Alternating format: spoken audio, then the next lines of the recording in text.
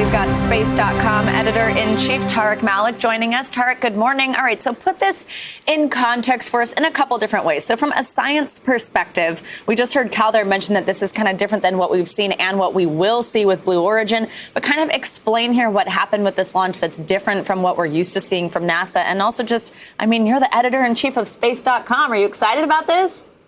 You know, it's been a really long road, Savannah, to see this moment where they're launching actual civilians, not astronaut trainers and whatnot with Virgin Galactic. In 2004, 17 years ago, Richard Branson stood on the tarmac of another contest, the Ansari X Prize with Spaceship One, and said he was going to do this, and now he's finally done it. So it is a huge milestone for Virgin Galactic and for the private space industry, because now it does seem that the era of commercial spaceflight really has arrived for these suborbital space tourism companies. In terms of how this is really different, you know, we're used to seeing rockets, as Chris mentioned, just launch straight up on a booster. Even NASA's space plane, the space shuttle, launched on a rocket booster vertically and then landed as an airplane like we saw with Richard Branson's Virgin Galactic. So this is a very different approach, and it's one that is based on a success with a smaller version of this vehicle. Yeah, absolutely. And so now we're talking now Branson and Bezos, and then we're also going to see Elon Musk following suit as well. Are those two launches both going to look different than what we saw yesterday? Oh, yes, they're very different. Blue Origin's New Shepard vehicle is a reusable vertical launch, vertical landing vehicle that they launch out of West Texas near the Van Horn. It has a traditional launch pad. It has a little landing pad nearby, too, and it will launch vertically. The booster will separate from the capsule. The capsule just keeps going up on a kind of like a softball where you just throw it and it just keeps going. And then it will make a parachute landing with some airbags that will fire to cushion its blow when it lands on the ground there in Texas with Jeff Bezos and his guests aboard. For there, instead of kind of climbing inside a space plane, they'll have to walk up 7 flights of stairs to get inside the vehicle, and then they'll have to be retrieved from the desert where they land. SpaceX has its own traditional launch pads in Florida, at NASA's Kennedy Space Center and the Cape Canaveral Air Force Station. They're going to launch 4 passengers, another billionaire, Jarek Isaacman, in September with 3 other civilians. And that is going to fly on their Crew Dragon spacecraft, a proven crewed vehicle that they're already flying astronauts to the space station for NASA. Oof, all these billionaires, all these rockets. It's so interesting. All right, let's talk a little bit, though, about some of the criticism here. Some people, including Senator Bernie Sanders, have been critical of this billionaire space race. How's Branson addressed that criticism so far? Well, you know, he's taken criticism on a couple of fronts. On kind of the visual optics side, he has said that his goal is to really expand access to space for everyone. In addition to flying very wealthy passengers, Virgin Galactic's Spaceship Two vehicle can carry experiments. It can carry. It actually carried one for the University of Florida, sponsored by or supported by NASA on this flight as a test. And so they want to kind of open up that access for these researchers and for scientists to kind of do that sort of zero gravity science. But they also want to inspire a new generation of engineers, of explorers, of scientists, and that was really what this new raffle with Omaze that they announced yesterday was for, to kind of kickstart or encourage those students to be the warriors of the future. Yeah. All right, Tariq, so much to continue watching for here as more billionaires head up there. I kind of wonder, has Bezos called Branson? Doesn't he want to know how it was? Tariq, thanks so much. Have a good one. The highly contagious Delta variant now makes up more than half of all new coronavirus cases in the U.S. It's causing a lot of problems in Nevada. That state has one of the highest COVID infection rates in the country and is among the lowest when it comes to getting people vaccinated. NBC's Steve Patterson spoke with Senator Catherine Cortez Masto about super targeted information campaigns aimed at getting more shots into arms. You can't do it just at a national level, have a press conference and think you've educated and talked to everyone, right? It has to be constant. You have to really kind of get into the communities and talk. And you have to have trusted members of your community that are out there talking about it as well. NBC News health and medical reporter Erica Edwards joins us now. So, Erica, do we know why vaccination rates are lagging in parts of Nevada, and what has been the impact of that? Hey, Joe, good morning. You know what? The impact has been dramatic. Right now, nearly 40% of adults in Nevada have not had a single shot of vaccine. It's in a state where all COVID-19 restrictions have been lifted. And that just really leaves the door wide open for this Delta variant to really bulldoze its way in and simply take over. And indeed, cases and hospitalizations are both up in Nevada. Now, as you mentioned, our colleague Steve Patterson traveled to the state over the weekend to learn more about why so many people remain unvaccinated. He found two reasons. Number one, vaccine misinformation causing hesitancy, and also a fear of deportation. Here's a look. What took you guys so long? We were just indecisive. Yeah, little wanted to see what was, what would happen first. People that have fear of deportation, even fear of being considered a public charge, they're not going to go into a large facility where they see National Guard and police officers and all that kind of stuff. It's terrifying. Right now, mobile vaccine units are going into communities where people feel more comfortable getting the shots rather than going to larger facilities. Joe? Erica, let's talk about something that might impact those who are already vaccinated. The Washington Post reports that Pfizer is going to pitch its booster shot to U.S. officials soon. What data do they have that suggests people might need a booster? And if that happened, would it be reserved for immunocompromised people or perhaps for a larger population? Right. So right now, federal health officials say that there is no data to suggest that we will need a booster shot. Now, that meeting that you mentioned is scheduled for today between Pfizer and top federal health officials with the NIH, the CDC, the Surgeon General, et cetera. They want to see what Pfizer's seeing, what's been happening with those clinical trial participants who first got the shots a year ago. Is their protection eroding? Are there breakthrough infections?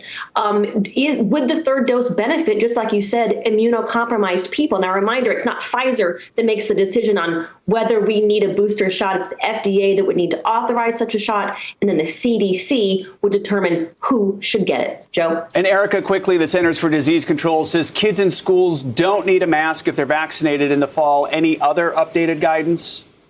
Yeah, right now it's all about getting those kids back in the classroom. Fully vaccinated kids, as you mentioned, do not need to wear masks anymore. They will also no longer need to quarantine if they've had an exposure. The CDC is also strongly recommending routine COVID-19 testing to identify any potential outbreaks as early as possible. Erica Edwards with all the COVID headlines this morning. Erica, thanks. More than 2 weeks after the devastating collapse of a condo building in Surfside, Florida, rescue teams are finding more victims. The death toll climbed to 90 over the weekend, with 31 people still unaccounted for. NBC News political reporter Vaughn Hilliard joins us now from Surfside. Vaughn, good morning. So recovery efforts seem to have accelerated. What has made that possible? And are authorities hopeful that will continue, that they'll be able to recover more people, give some more families some closure? Yeah, good morning, Savannah. You can actually, in fact, see right behind me here that some of this heavy machinery, these big trucks that have been coming in, it's the early morning hours here and still in Surfside, but this is a 24-hour operation. And you see trucks like this that are coming and going throughout the day. We've actually watched them take rubble out of this site here to a secure location off of the freeway. We've watched the police escort lead them on the main thoroughfares of Miami freeways where they're able to go in off-site, pick through that rubble, looking to catalog folks' belongings to try to return them to those loved ones' families. I want to let you hear the Surfside mayor yesterday speaking about this very process. There continues to be heavy machinery undertaking very delicate scratching of the surfaces with our teams nearby, so they're utilizing every tool they have. We're also finding personal possessions as small as rings, which are also being returned to the site storage area, categorized, photographed, and saved for the families. In Savannah, in just this week since that demolition of that existing building, now 66 more individuals have been recovered, putting that total up to 90 individuals, still 31 potentially unaccounted for, though. Yeah, that was one of the things we heard when they wanted to demolish it, that it would help them with those efforts. So it's good to hear that it has. We also saw officials paying tribute this weekend to an Israeli rescue team that just departed. How important have international crews and crews just from other areas that have come to the Miami-Dade area been to this overall effort? Yeah, you can see in that video there the welcome or the goodbye for the Israeli forces. IDF members, about 12 soldiers that have been here ever since that initial collapse. And yesterday, they left town. And they got a warm reception as they did. There were also Mexican officials that came into town to help with that search and rescue effort. But the Israelis coming here to spend more than 3 weeks. You saw the mayor there giving the keys to the city of Surfside or in the greater county at large to that commander of those Israeli forces who were key in helping out with this search effort. Yeah, absolutely. And finally, Vaughn, amid this tragedy, we did see one small spark of hope over the weekend, something good to see. Tell us about this cat that was reunited with their owner after surviving the collapse. Yeah, this has been tough. Every day you have the faces. Just yesterday, 10 more individuals whose names were identified and pulled from that rubble.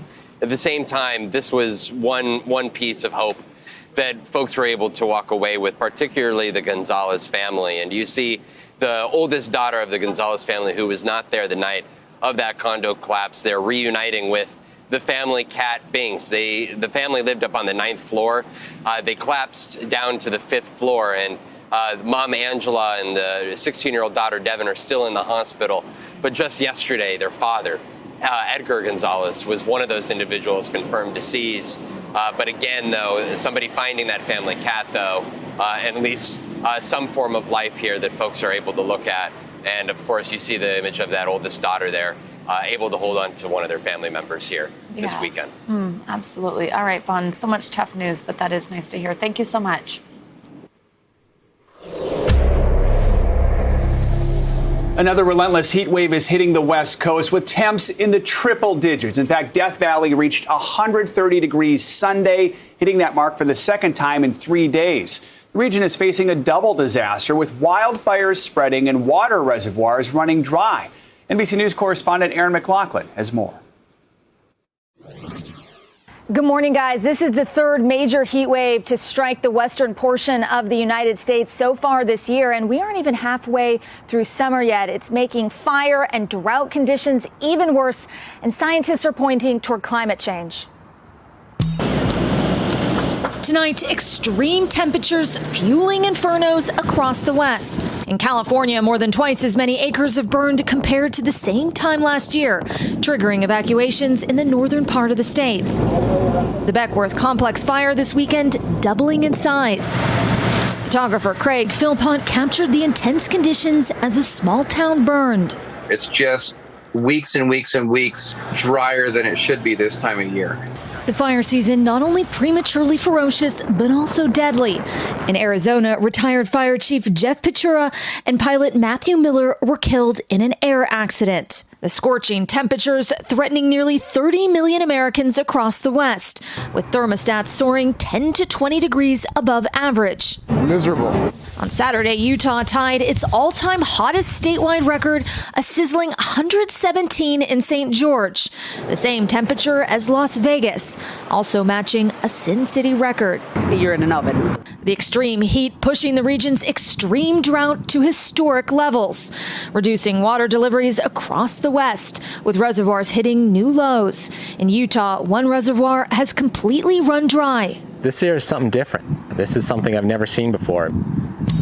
Forecasters say they expect the worst of this current heat wave to be over by Tuesday, but scientists are warning that we need to be prepared for more frequent and intense heat waves as climate change continues. Guys.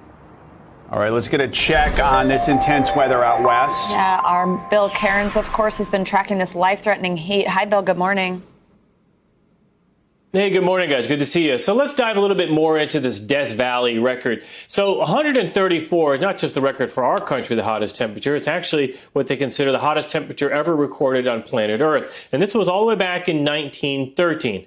obviously the equipment we have now is a lot more sophisticated than we had back then. So that is still the official world record. But a lot of scientists that study this stuff say that the 130 on Friday is the hottest temperature ever recorded that they say is reliable with modern day equipment. Some of those scientists don't believe that the 134 really would have been 134 with today's equipment. So some of those scientists are actually going as far to say that that temperature on Friday is the hottest temperature ever recorded on Earth. So whatever, that's for the record books and for the scientists to argue over. So for as far as the heat wave goes, we've started to dwindle the number of people that are under heat warnings and advisory. Temperatures are slowly coming down in a few spots, although we're still going to see some records today. Fresno, Mount Shasta, Reno, all should come close or be topping record highs today. Vegas still 113. I mean, you just tied your all-time record high at 117, so that's not that much cooler.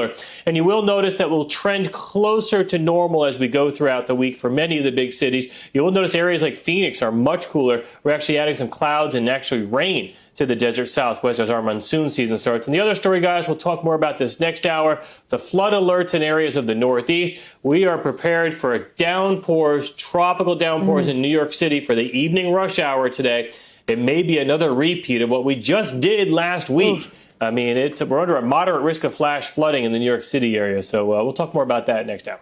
Oh, I remember those crazy videos from last week, those subway stations. All right. Thanks, Bill. Yes.